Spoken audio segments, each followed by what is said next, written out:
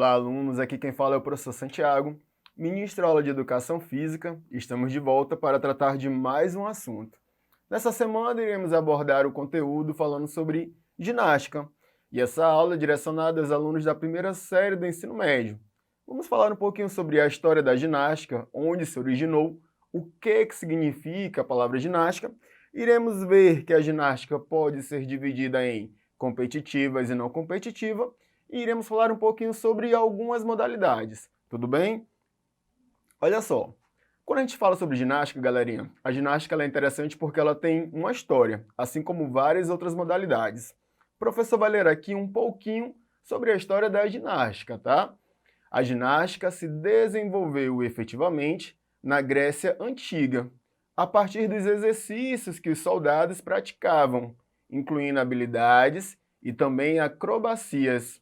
A palavra ginástica vem do grego que significa gymnastic, arte de fortificar o corpo e também dar a ele agilidade, tá?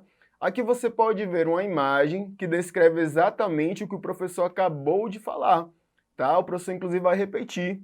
A palavra ginástica vem do grego gymnastic, que significa arte de fortificar o corpo e também dar a ele agilidade. É interessante a gente notar que hoje a ginástica ela pode ter um enfoque diferenciado. É uma ginástica moderna. Você liga a TV, está passando lá os Jogos Olímpicos, Pan-Americanos, campeonatos de ginástica, e você associa muito a ginástica a esse contexto atual, esse contexto moderno. Mas quando a ginástica surgiu, galerinha, ela tinha outras finalidades, tá? Inclusive ser usado como forma de preparo para guerra, tá bom? Ginástica e alguns fatos históricos. Eu trouxe aqui 4 tópicos interessantes, 4 linhas do tempo praticamente. A primeira é que a Grécia foi o berço da ginástica. Vimos que, inclusive, ela surgiu lá, tá? E ela surgiu como forma de preparo dos soldados. A segunda, a ginástica artística também esteve presente no Egito Antigo, tá? Então, surgiu na Grécia, professor? Sim, mas ela passou por outras civilizações, inclusive pelo Egito Antigo. A terceira, durante a Idade Média, o culto ao corpo era praticamente proibido e a prática ginástica era praticamente restrita aos acrobatas. Galerinhas, vejam só, durante a Idade Média, a educação física, de uma forma geral, era proibida. A igreja não suportava a ideia de você cultuar o teu corpo. Para eles, isso era verdadeiro pecado. Então, qualquer atividade com finalidades, tá, educativas na educação física, como, por exemplo, treinar, malhar, cuidar do teu corpo, era pecado. Então, quem era que poderia praticar atividades físicas naquele tempo? Quem trabalhava com mão de obra, como, por exemplo, os pedreiros, carpinteiros, tá? Eles ficavam com o corpo bacaninha, até ficavam devido ao trabalho braçal pesado. Mas se você fosse realizar um trabalho para ficar com o corpo bacana, intencional, eu quero malhar para ficar com peitoralzão, não podia, tá? Eu quero malhar para ficar com bíceps e o tríceps hipertrofiado, não podia. Mas, professor, eu podia bater um traço de massa e depois ficar com bração? Aí você podia, não tinha problema. O problema era na intenção, você não podia ter a intenção de cultuar o teu corpo. E sobrou para a ginástica também. Era proibido você realizar a ginástica. Por quê? Porque a ginástica ela tinha resultados físicos no teu corpo, e para a igreja aquilo era pecado. Mas a ginástica foi totalmente proibida, professor? Não, galerinha. Quem trabalhava com acrobacias podia continuar, tá? E o quarto tópico que eu trouxe, e é muito interessante, é desse camaradinho aí, ó, o alemão chamado Friedrich Ludwig Christoph Jahn. Ele fundou a primeira escola para a prática de ginástica ao ar livre. E esse cara foi de extrema importância para a ginástica ser o que ela é hoje, para ela alcançar tudo que ela alcançou hoje em dia, tá? Precisamos falar sobre o pai da ginástica. O objetivo de Jahn, esse professor, não era esportivo. A ginástica criada por ele tinha outra finalidade. Qual era? Preparar fisicamente os jovens alemães para enfrentar o exército de Napoleão Bonaparte. A ideia se difundiu por outros países europeus que passaram a adotar os exercícios de ginástica.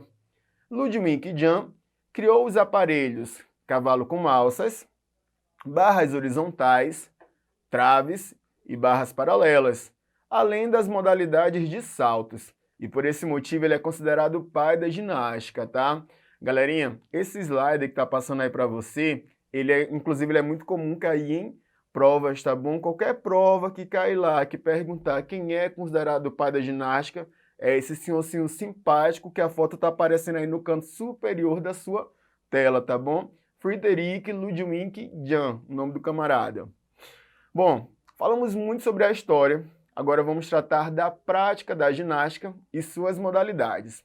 Lembra que lá no início eu falei para vocês que a ginástica ela tinha uma história, vimos que ela surgiu lá na Grécia Antiga e que também ela era dividida em ginásticas competitivas e não competitivas.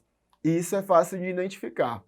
Quando eu falo em ginástica competitiva, você liga a sua TV, inclusive se eu não estiver enganado, atualmente está sendo transmitido o campeonato de ginástica. Eu não sei se já terminou, tá? Eu estava assistindo algumas vezes só, mas eu não estava acompanhando todos os dias. Ali trata-se de uma ginástica competitiva. É fácil saber por quê? Porque envolve competição. Os atletas brigam por medalhas, por pódios, tá? Onde é que eu vejo a ginástica competitiva? Nos Jogos Olímpicos, nos Pan-Americanos, nos Campeonatos Nacionais de Ginásticas, nos Campeonatos Mundiais de Ginásticas. Em contrapartida, do outro lado, eu tenho o que chamamos de ginásticas não competitivas, que ela se aproxima muito da nossa realidade. É aquela ginástica de academia, por exemplo, né? Você paga uma mensalidade, você vai todos os dias e além da musculação você pratica também a ginástica, tá? É a ginástica ao ar livre que a gente vê em algumas praças públicas, tá, pessoal? Geralmente tem um profissional de educação física ali reunido com moradores da comunidade realizando ginástica. Essa ginástica é chamada de ginástica não competitiva. E hoje nós iremos tratar da competitiva. A ginástica é uma forma de exercícios físicos e é classificada em duas modalidades. A competitiva, na qual existe competição, como nas Olimpíadas, e também as não competitivas, como as praticadas em academias. É o que o professor resumiu agora há pouco, tá bom? As três principais ginásticas competitivas são artística, rítmica e trampolim acrobático. Professor, só existem essas três? Não, mas devido ao tempo e devido também a elas serem as mais comuns, é sobre elas que iremos discorrer, tá bom? Vamos começar falando das ginásticas artísticas. Entre os homens, são 6 provas: individual geral, por equipes, solo, barra fixa, barras paralelas, cavalo com alças, argolas e salto sobre a mesa. Galerinha, olha só, quando o professor fala individual geral e por equipes, ele quer dizer que as provas da ginástica artísticas para os homens têm ela tanto individual quanto por equipes. E daí quais são os aparelhos que os homens vão realizar a ginástica artística?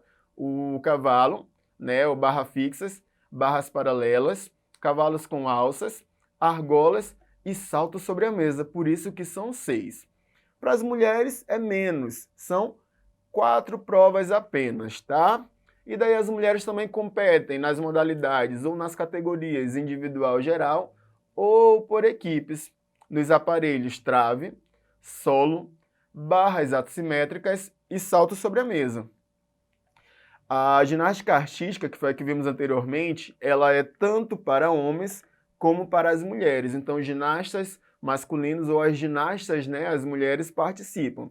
Essa que iremos falar agora, a ginástica rítmica, ela é exclusivamente para as mulheres.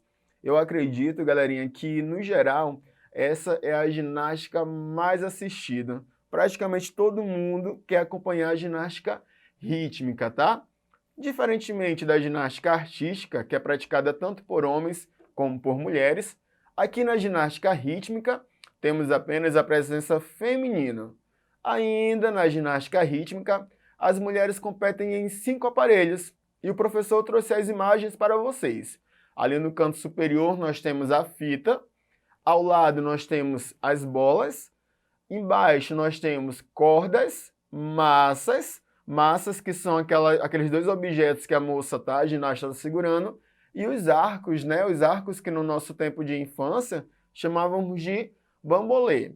Então, ginástica artística é para homens e mulheres, ginástica rítmica apenas para as mulheres, e elas competem em 5 aparelhos, tá bom? Vamos finalizar falando do trampolim acrobático.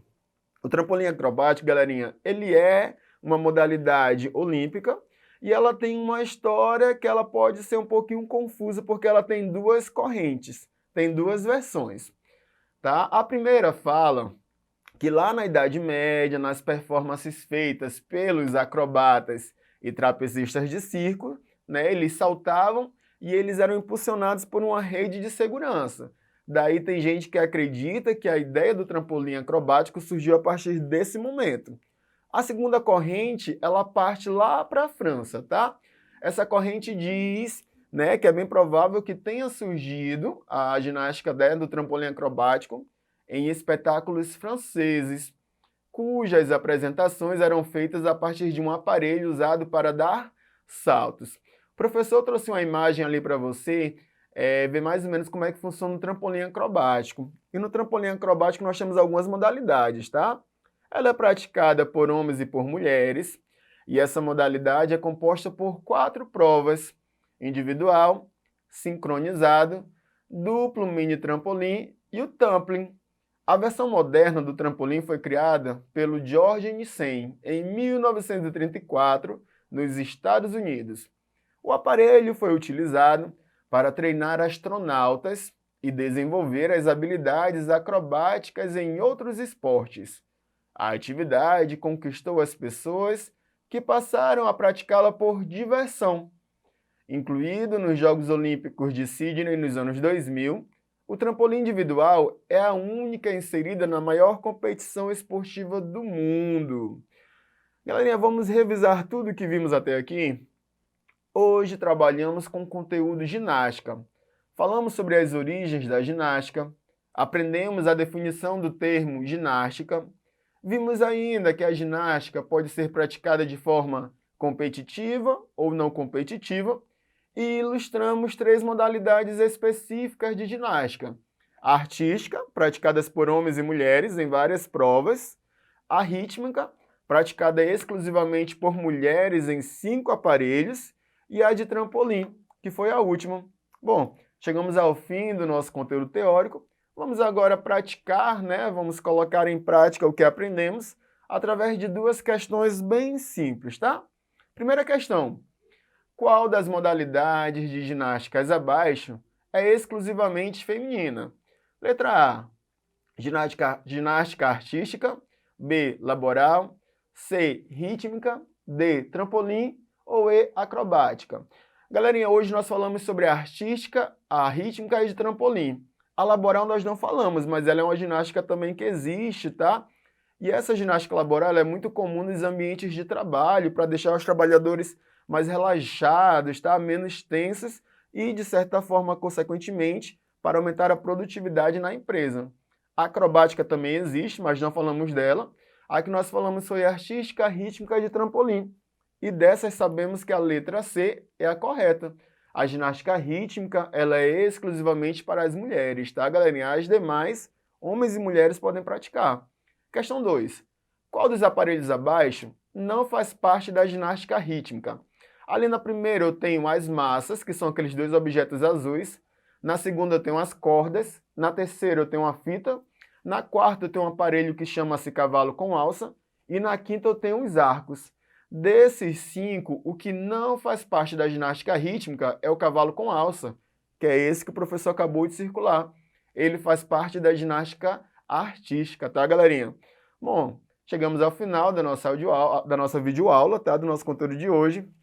Vou deixar algumas referências para vocês, tá? Eu vou deixar aí 2 referências que são através de 2 sites para você aprimorar o teu conhecimento. E no terceiro, galerinha, uma dica, é um vídeo da ginástica rítmica brasileira lá do Pão de Toronto, onde as meninas ganharam a medalha de ouro. É um espetáculo a apresentação delas, tá? Se tiver um tempinho, internet e disponibilidade, dá uma assistida. E não esqueça de acessar a nossa plataforma Eduque, para acessar esse e outros vídeos. É isso, fiquem todos com Deus e até mais.